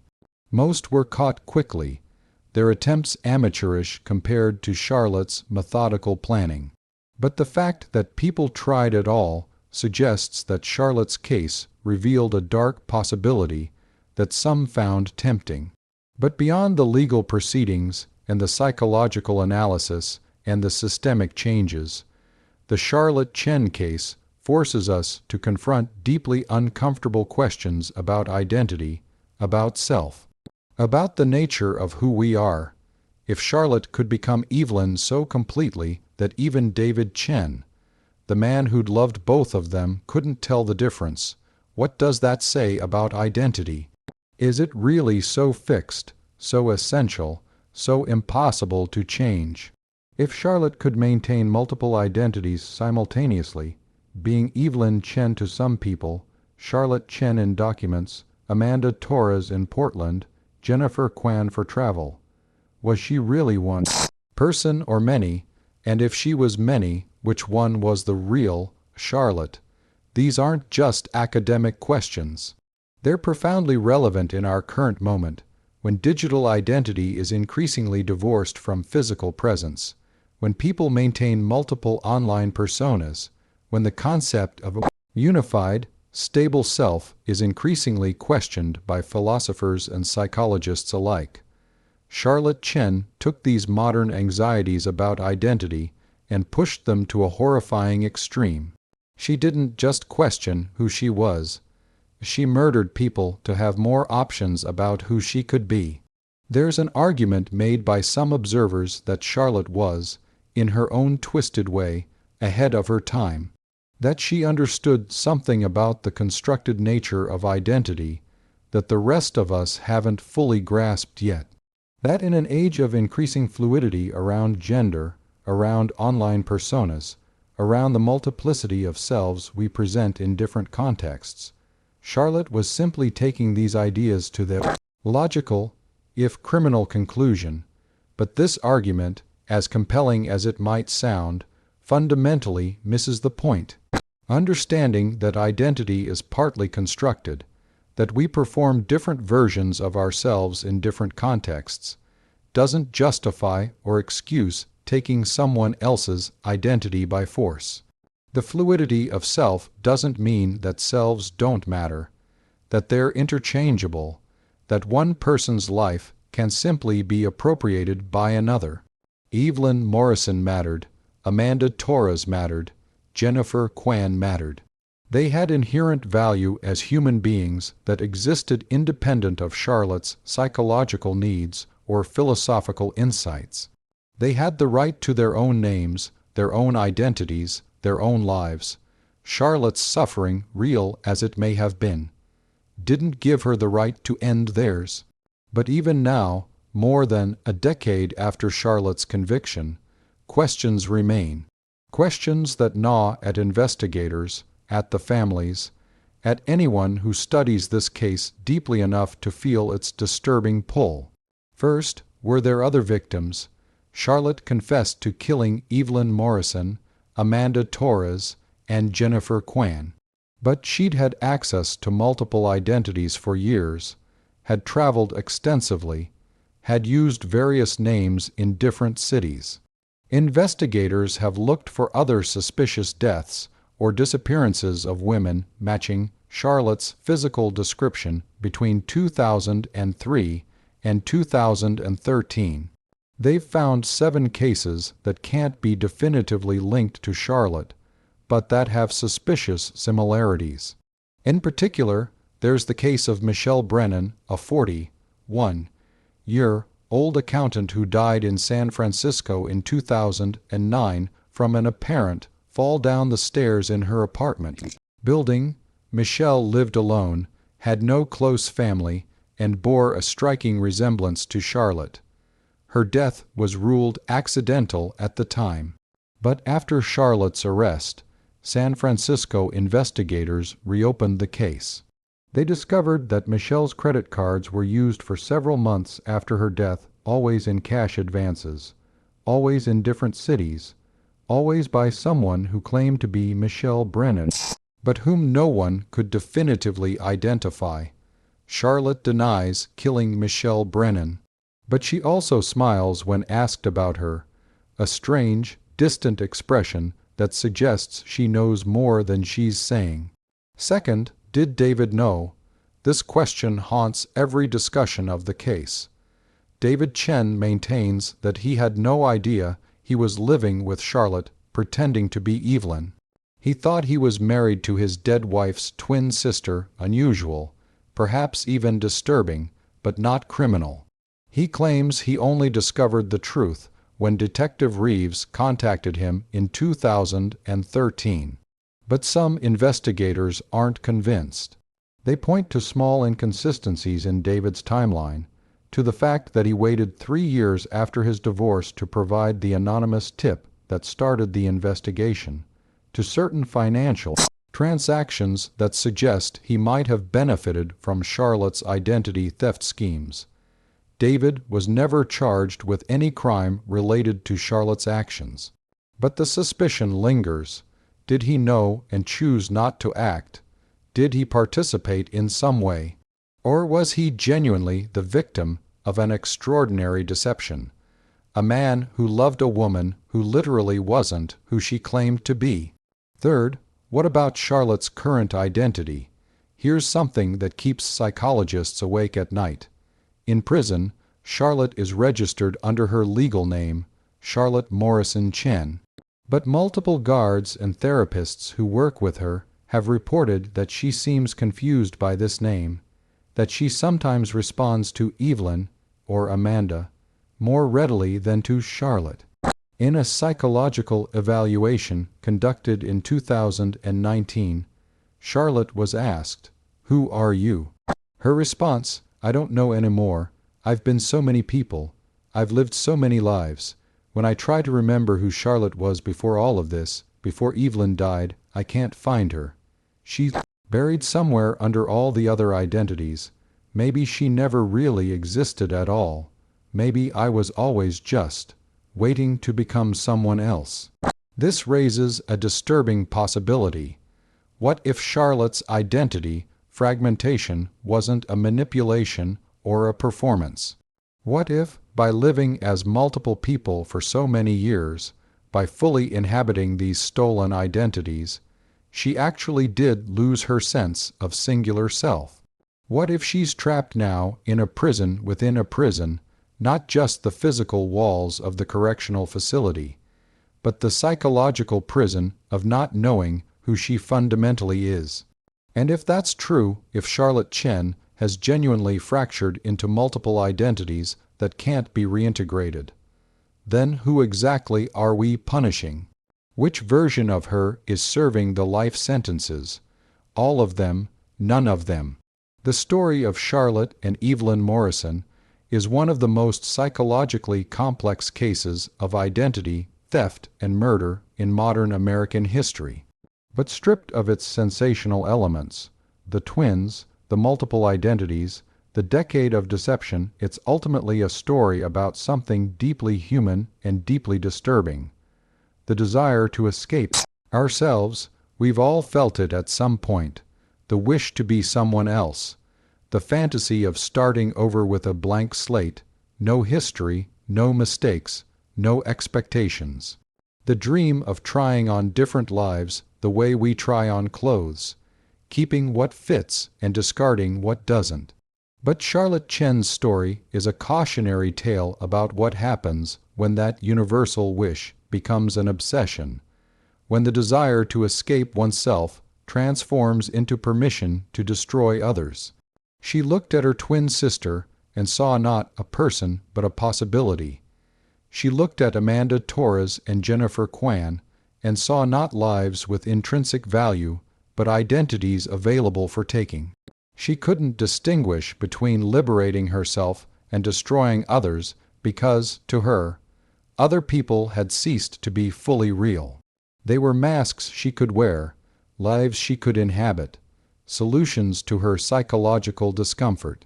This is the ultimate horror of the case, not the murders themselves, violent and cruel as they were, but the mindset that made them possible. The reduction of other human beings to tools for self-actualization, the belief that her suffering justified their deaths, the conviction that her freedom mattered more than their lives. And here's what should disturb us most. Charlotte Chen wasn't a monster in any conventional sense. She wasn't sadistic. She didn't kill for pleasure or power. She killed because she wanted to be someone else, and other people's lives were obstacles to that transformation. Which means the darkness Charlotte embodied isn't entirely foreign to us. It's an extreme version of something we all contain: the capacity for self-justification, the ability to prioritize our needs over others' lives, the tendency to see other people as supporting characters in our story rather than protagonists of their own. The line between Charlotte Chen and the rest of us isn't as clear as we'd like to believe. It's just that most of us stop far short of murder. Most of us recognize that other people are real, that their lives matter, that our discomfort, however profound, doesn't justify their destruction. Most of us, but not all. Today, if you visit Rattlesnake Ledge outside Seattle, you'll find a small memorial plaque installed by Evelyn Morrison's family. It's modest, easily missed if you're not looking for it, just a small bronze marker set into a boulder near the trailhead. The inscription reads, Evelyn Morrison, 1973-2003 sister, daughter, friend taken too soon, identity stolen, but never forgotten. The phrasing is deliberate. Identity stolen, but never forgotten. Because Evelyn Morrison's family wanted to ensure that even though Charlotte stole Evelyn's life, stole her name, wore her identity for years, Evelyn herself would be remembered, the real Evelyn, not the performance Charlotte gave while pretending to be her. Hikers who stop at the memorial sometimes leave flowers, sometimes notes, sometimes they stand there trying to comprehend what happened on the ledge above the moment when one sister pushed another, when one life ended and a decade of deception began.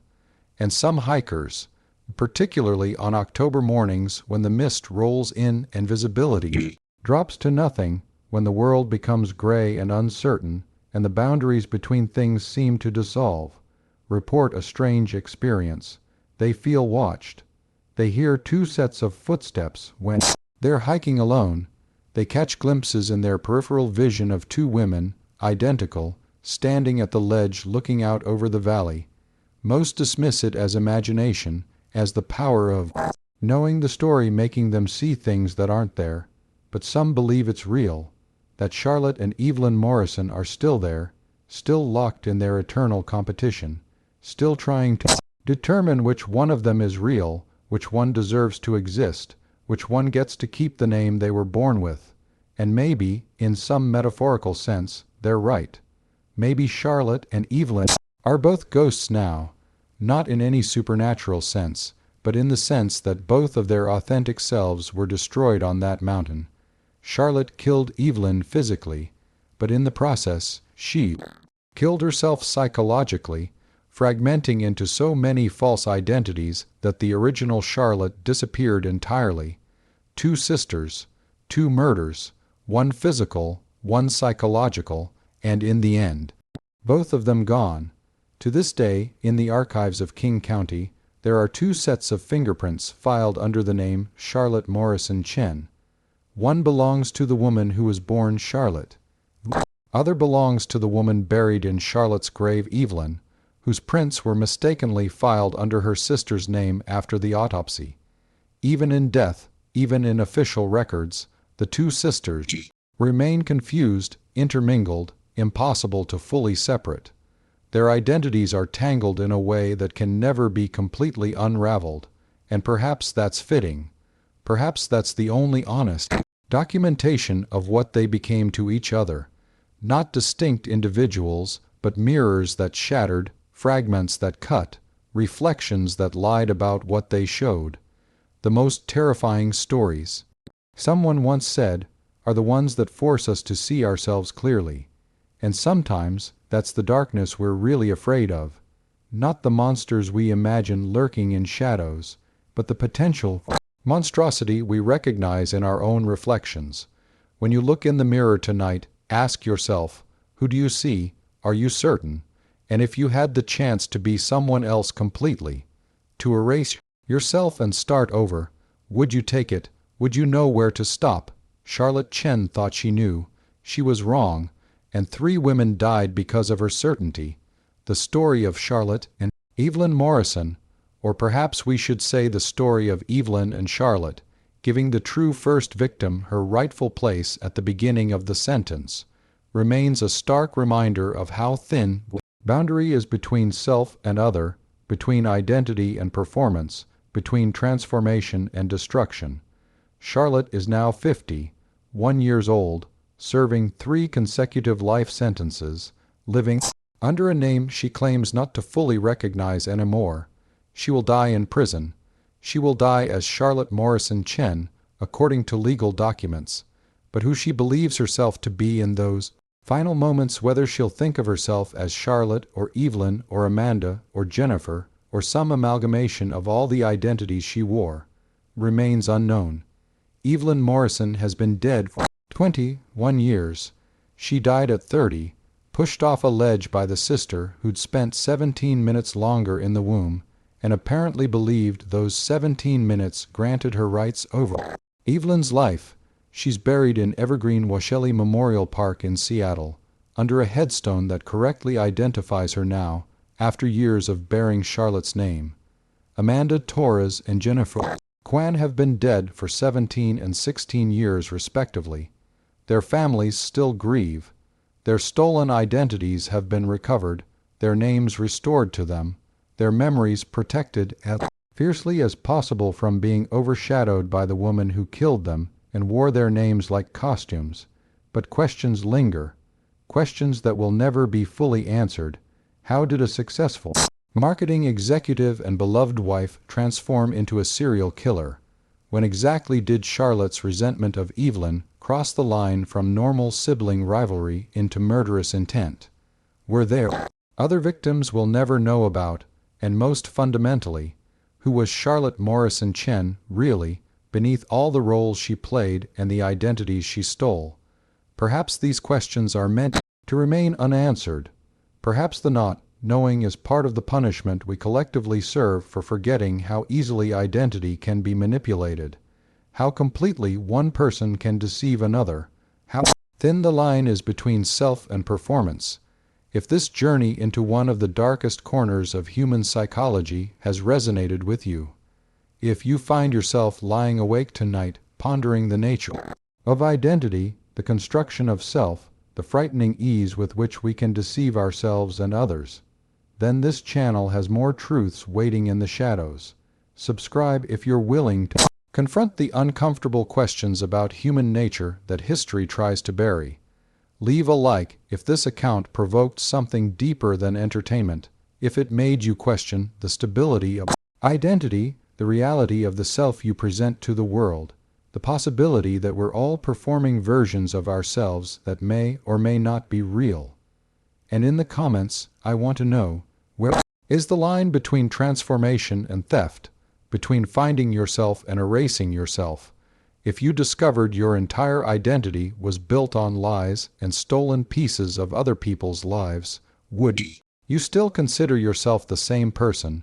Would you recognize yourself in the mirror? Or would you see a stranger wearing your face? Until next time, remember, the most terrifying stories are the ones that force us to see ourselves clearly. And sometimes, the darkness we're really afraid of isn't lurking in shadows or hiding on mountain ledges. It's staring back at us from our own reflection, asking, who are you really, and how do you know? The answer might be more uncertain than you're comfortable admitting.